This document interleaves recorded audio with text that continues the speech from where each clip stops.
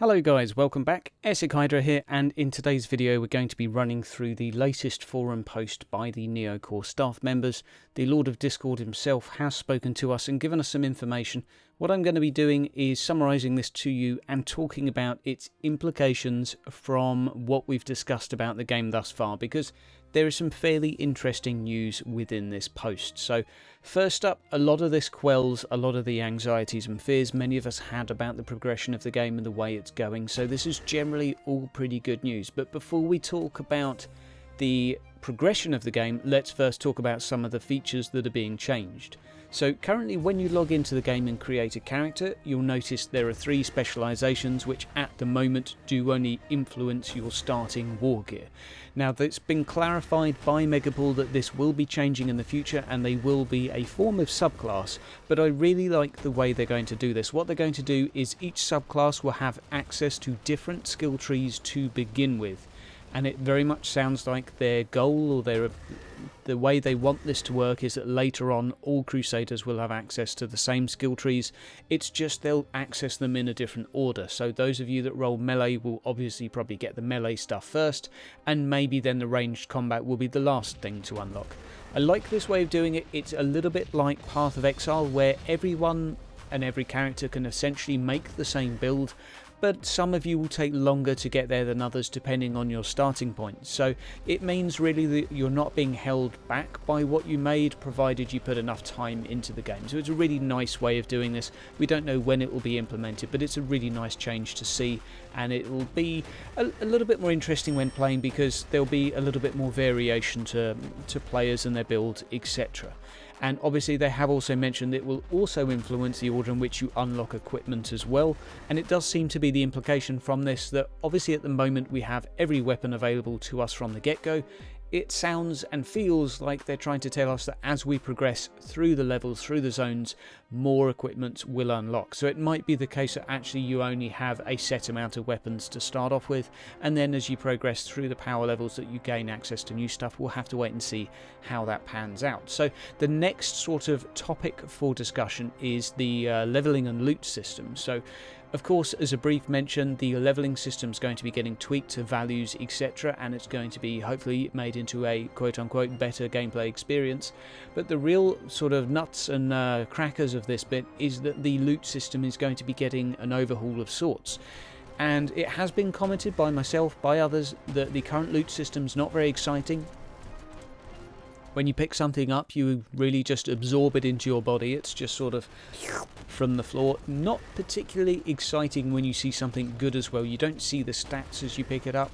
Now, I'm not actually for having people stopping mid-game, mid-mission, examining the item to see exactly how good it is, especially in a co-op setting when you want to actually just be playing the mission and cracking on with it. But they're looking like they're going to be doing something a little bit more impressive in terms of animations when you pick something up, and they're doing something different with the loot window at the end of the mission to make things a little bit more significant. We'll have to wait and see what this looks like, but it sounds nice. And leading on neatly from that, after finishing a mission, they're hoping that they'll be able to implement a seamless loading feature like in many other ARPGs. So when you're in one zone and you click on that door, it takes you straight to the next zone, and basically this will move you in and out of missions a lot more smoothly. It sounds very nice, and not having these static loading screens will be a really good step forward for the game.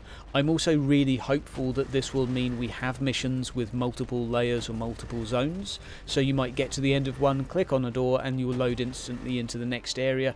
I think that would be a really nice touch and might actually make the game start to feel a little bit more open world-ish. Being able to go down on a planet or even move from a ship to an outside setting, or out from a monastery up to a ship. Just basically moving from map to map might be a nice addition to the game, so we'll have to wait and see what they implement. Now, something that I've suspected before is that the balance of the game is not meant to be entry level. So those of you that make a new character and say it's too difficult for a new character, yes, it is, because they're going to have tutorials for new characters. So there's not a lot of point at the moment in having the balance geared towards a new character, because then they'll have to rebalance it after they've included the tutorial combat. So those of us that find it tough to make a new character, well, tough basically at the moment, because soon, and I quote unquote soon, the tutorials will be with us. I think it's in September, and At that point, we'll all be starting again with new characters anyway. There will be a reroll. At that point, all of the balance and progression in the game will make a lot more sense, because you'll basically be doing very easy stuff to start off with. It's a tutorial. Hey, it's going to show you how to wipe your bum, but it'll also sort of hold you, walk you, sort of hold your hand, walk you through the early content and get a little bit of gear probably for you as well. So moving on from that, itemization changes a very, very notable thing to talk about. So obviously there's the issue at the moment that green and purple items are exactly the same. They're going to be changed so that they stand apart a little bit further. So the yellow, blue, green, purple, and then it will be red items, or sort of an orangey colour. They will all be spread slightly further apart to make them a little bit sort of more unique. So what you'll probably have is something like 6 to 8 let's say physical resist on a green. That will go up to 8 to 12 on a purple, and maybe 12 to 14 or whatever on a red. So things are going to be laid apart slightly. There might be overlap with the RNG nature, so you might get some greens better than a bad purple, for example, but we'll have to wait and see, obviously. Moving on from there as well, the enchants are getting a little bit of a tweak too. There's not many of them in the game at the moment. They've not really had any balance tweaks. We're going to be looking at over 100 enchants, so that's a hell of an RNG there. I would presume that you unlock more the further you get into the game, so you'll probably have a limited selection to begin with. I think throwing 100 at you at the beginning is probably a little bit too random, but it's a really nice thing to see. Obviously getting that perfect item will be a little bit harder, but that's a good thing. And on that note as well, there is also mention of the relic weapons coming into play within the next power level and tier. Now, we'll talk more about the relics in a second, but we have a little bit of clarity now on the power level and tier system and what this actually includes. So per sector you will have 10 to 20 various power levels, okay? That will not, even in the final game, increase your damage as you go through the power levels. This is kind of like playing through that campaign bit of typical ARPG where you're just trying to get your level up. You don't really care how you do it, you just pick up things that look a bit better and you play through. But what they're saying is once you get to the end of that sort of sector, so once you've ploughed through these power levels, then you will want to start gearing up and optimizing gear, getting and collecting the best gear in order to complete what they're going to refer to as the end game content of that tier. So this is quite an interesting way of doing it, and for those of you that are worried about this, they have said progressing through power levels will be much quicker, so it's not going to feel like such a slog. It's going to be a set amount of time that they roughly want you to be at a power level.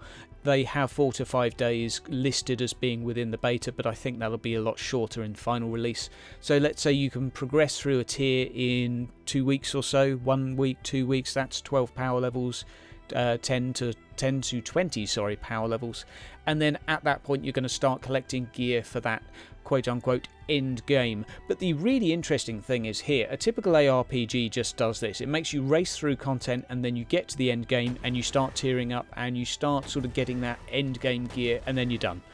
You just continually work for end game gear. But what they're doing is they're saying actually once you've completed this tier, once you've actually passed that end game checkpoint, then you've got to repeat this process again. And in the next tier, that's where basically the incentive will be to progress. So obviously within each tier there will be an individual story. There will be new enemies per sort of tied to that story in each subsector. So you might do one subsector primarily against 1 or 2 particular enemy types. You get to the next subsector and you might find yourself against a Dark Elder, for example. So it's going to be a little bit of an incentive to get there, but as well as that they've also mentioned having new skins per subsector, new abilities, new weapons, and relic weapons will feature into the end game content of each sector. So it looks like they want you to go around and collect these relic weapons as you complete each sector, and these will basically be the best of the best. They will have unique abilities, which is nice. So it's not just going to be a bolter with a few sparkly bits on it. It's actually going to be a better weapon with some unique traits to it, which is a really cool idea. I've heard a few concepts as to what's been drawn up, but there's going to be a lot of different relic weapons out there. So this is a really interesting concept. We'll have to wait and see how it's actually implemented. We've obviously got the issue still of progressing power levels being a little bit frustrating because you can't really optimize gear as you're going. You're basically just picking stuff with higher values. It might even sacrifice some of your damage, but I think what they're trying to say is don't worry so much about optimizing gear during this phase. You're going to be playing through content, playing through story missions, ecclesiarchy missions, and all of that stuff. And then when you get to the end, you'll start doing the more difficult stuff, things like endless missions where you fight off endless waves of enemies. At that point then, your gear's going to be a bit more relevant, and then you're going to want to optimize for a little while until you complete that tier's end game. There probably will be some bosses involved, I think we could hope for. Well, there will be bosses in the game.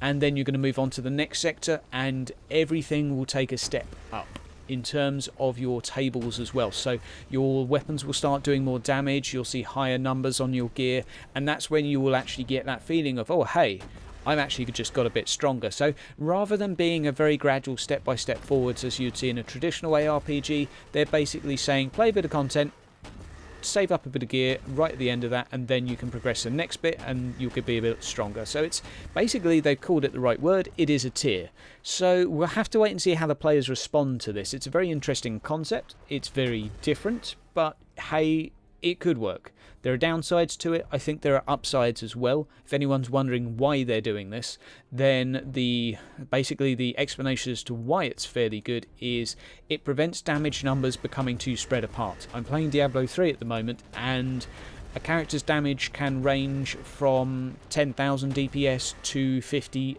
billion DPS, and that makes things like co-op pretty much impossible. It means that in terms of seasons, there is basically one build per character that is great, and every other build is not good enough to compete in terms of leaderboards, and that's not a good place to be. Likewise for PvP, it is impossible when you start having such dramatic sort of increases in terms of damage. That's probably why they've done it. That, as well as the fact that if 5 players are in the same tier, they all jump, or sorry, 4 players in the same tier all jump in a party together, play a mission, and the host level will dictate the difficulty. So if you're level 4 as a host and you're on a level 4 mission, even if you've got level 1 buddies, they will still find it normal difficulty, and everyone will have the same experience playing together. So in that sense, it does make it easier for players to play together and have the same experience of that content. We don't know how it's going to work when people of another tier come back and host a game for lower level people.